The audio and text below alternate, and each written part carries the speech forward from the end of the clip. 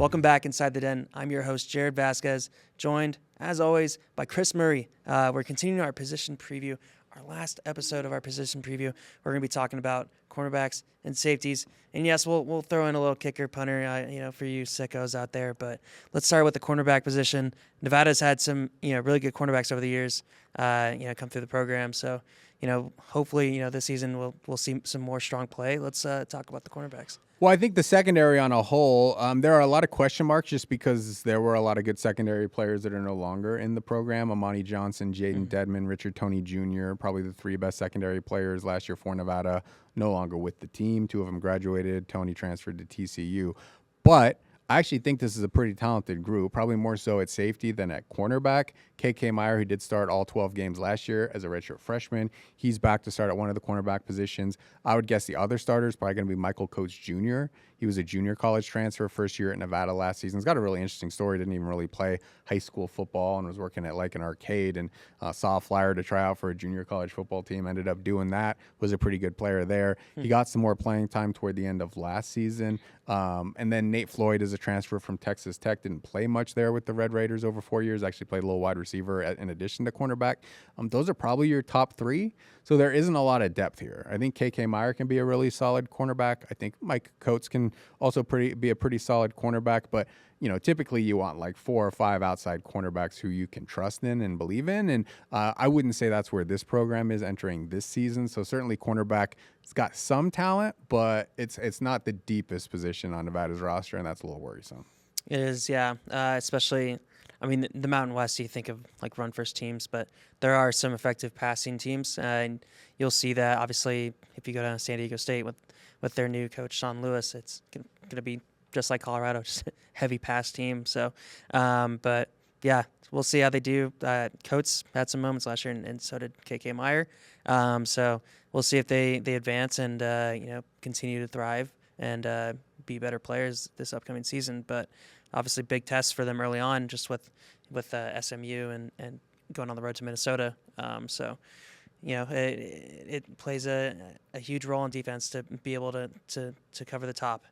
So that starts with the corners. Obviously, the safeties play a huge role in that too. But yeah, it's an interesting group. Yeah, from the cornerback position, I think K.K. Meyer has to step up and be that lockdown corner. That was kind of Jaden Dedman the year before that. Before that, it was Burdell Robbins. K.K. has really good size. He had a 98-yard pick six last year against Texas State. And, to do that as a redshirt freshman is pretty impressive, to kind of hold your own as a cornerback.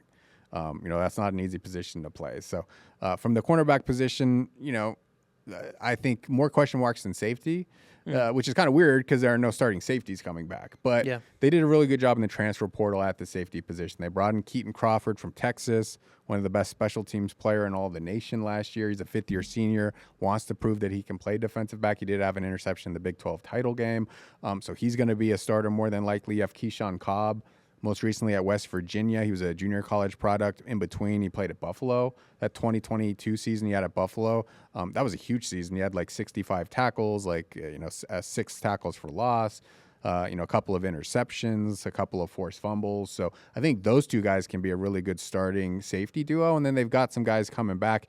Kane Savage, who was a transfer from Utah on Nevada's roster last year. Aiden Sewelli, who's a fourth-year player at Nevada. It seems like he must do really well in practice because he's always, getting rave reviews from the coaches, but then doesn't get quite as much playing time during games. So those 4 safeties, that's a really good starting position for the group, even though a lot of those names are new or didn't maybe play a big role on Nevada last season. So I think, that's a really, really, really nice, portion of the secondary is the potential of those safeties together. Yeah, of those safeties, who kind of fills the void of an Amani Johnson? Because Amani, was both, rangy in the sense that he could, go across the field and make a tackle, but he also could fill in the box and get those run fits and really get some tackles at the line of scrimmage. Yeah, I think Keaton Crawford will probably be your free safety, which was more Amani's role last year. And then I think Keyshawn Cobb will probably be more of your strong safety. I know he's also played nickel, so he's got that flexibility. Kane Savage has played nickel as well.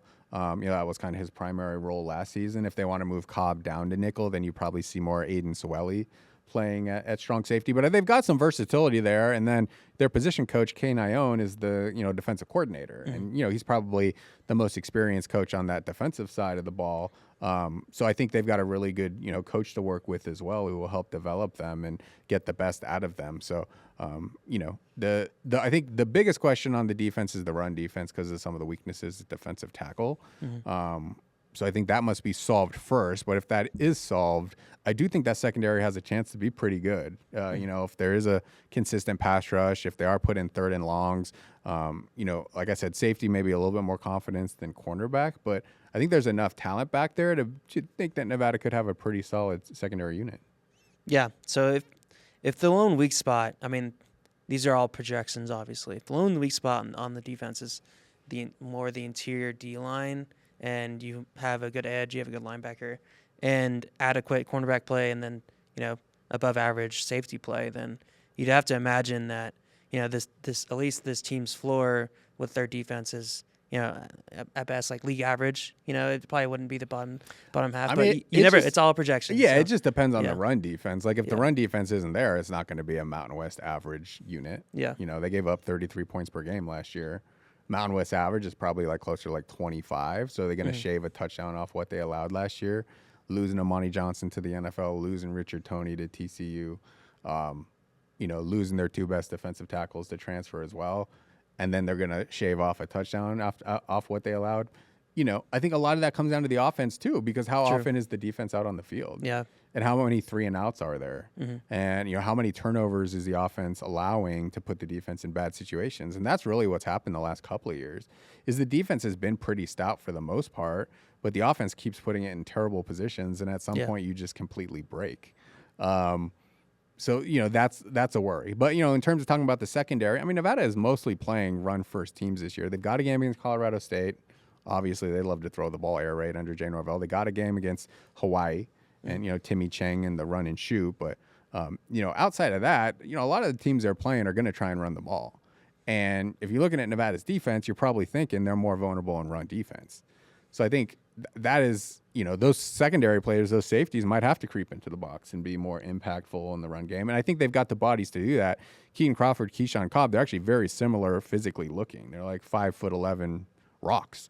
Like these are very strong players who I think can support the run game. But then if you're pulling them down, then you really do need good cornerback play because sometimes those guys are going to be left on one-on-one islands. And I'm not sure Nevada's cornerbacks are in a position where you want to do that quite yet in their development. Yeah. So you want to, in best practice, just have the line and your linebackers fill the run while you can play two safety shells and stop from getting beat deep. But obviously, like you said, they're going to be playing a lot of run first teams. So that probably leans to more stacked boxes, putting more pressure on those cornerbacks to, protect over the top. So we'll see how they perform. This episode, obviously, today is Tuesday. So, it's, August is almost here. So the season's right around the corner. And we'll see how they fare. Obviously, with the opening game against SMU, bit of a challenge. But as we wrap up here, it's, we look at the roster. Do we think it's better than the one that was fielded a year ago, or? Last year's roster versus this year's roster. Better? I wouldn't say better. No. Yeah, I don't think that the roster is necessarily better. I think the key is getting the most out of the talent. And I think that was where Nevada struggled, especially on offense last year. Nevada did a pretty solid job in the transfer portal, not losing guys for the most part early, but then it kind of, you lose Kaleki Latu after spring camp. You lose Delvon Campbell after spring camp. You lose Deion Washington and James Hansen before spring camp. Those were talented guys. You lose Amani Johnson to the NFL. You lose John Jackson III to the NFL. You lose Brandon Talton, a 5-year starter, at kicker, who's one of the better kickers in the Mountain West. Matt Freeman was a pretty talented punter as well. You got to replace him. It's clearly not like a top half roster in the Mountain West. There's a reason the team didn't have anybody picked in the preseason All Mountain West team. to me, the season isn't based on how many games you win necessarily. It's based on, did you get the most out of your talent? That's what you have to do in Nevada. You're not going to have the most talented roster because of some facility and budget issues. You need to be able to create a scheme that's going to emphasize the strengths of your roster and get the best out of your players and max out your talent every single year. That's not what has happened the last couple of years. So if this team maxes out its talent this year, it's probably like a 6-win team.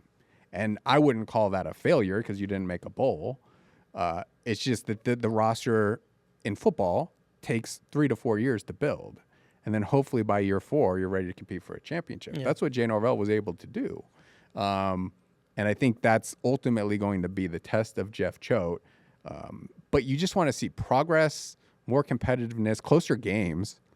I mean, Nevada lost 20 games over the last 2 years, and 16 of them were by double digits. Like, they weren't even competitive in a lot of their games. And given the schedule that they're going to face, if Nevada wins 5-6 games and then, you look at the 7 or 8 losses, if 4 of those are by, 1 score, that's the kind of progress you want to see. Yeah. And, I think they should take a step forward just with, the previous staff. It was a lot of, young coaches, first-timers. But with this staff, it's a lot of veteran coaches that have had years of experience around college football. So that veteran leadership will, hopefully translate to some closer games and some more wins than the previous 2 seasons. But before we get out of here, people are probably yelling at whoever they're watching this podcast. I mean, you can't forget about the kicker and punter. Okay, we won't forget about them. So kicker, obviously Brandon Talton leaves. Storied career with Nevada. Became the all-time leading points getter, right?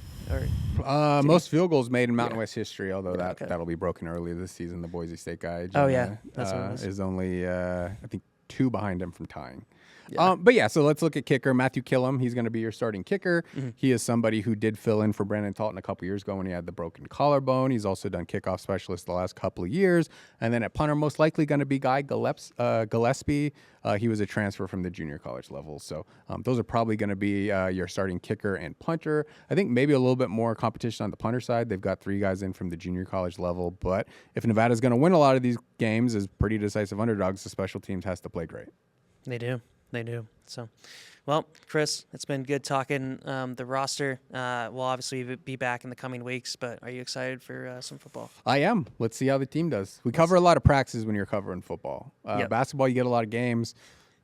Football, you get a lot of practices. So not too fun to cover practices. Let's see these 13 games, and let's see how this team does. Yeah, should be a fun season. But thanks, guys, for joining us Inside the Den. We're going to do more than ever on the podcast, and be sure to like, rate, and subscribe on what should be a great year for the podcast, just because, just with all the action of football, all the action of basketball, and we'll bring in some special guests later in the year. So stick with us as we build this thing. And thanks, as always, for watching. We'll see you next time on Inside the Den.